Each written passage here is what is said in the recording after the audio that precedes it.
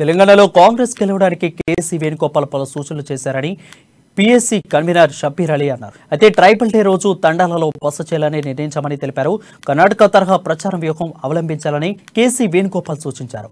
రాష్ట్రంలో భూముల స్కామ్ జరుగుతుందని దీనిపై చార్జ్షీట్ వేస్తామని తెలిపారు.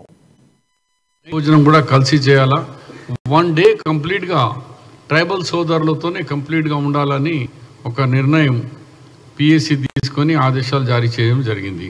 దానికి అందరు కాంగ్రెస్ నాయకులు ప్రతి ఎమ్మెల్యే దాంట్లో కాన్స్టిట్యున్సీలో వెళ్ళి వస్తారు.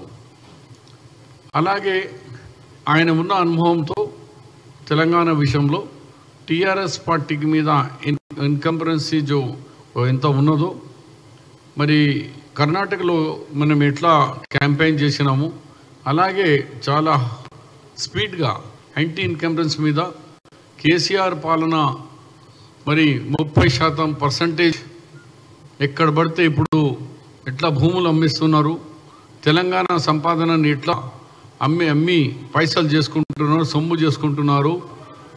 వేల కోట్ల రూపాయల స్కామ్. మొన్నటి వరకు ఇరిగేషన్ స్కామ్ ఉండే, ఇప్పుడు భూముల స్కామ్ ఉంది. ఈ స్కామ్స్ మీద కూడా చాలా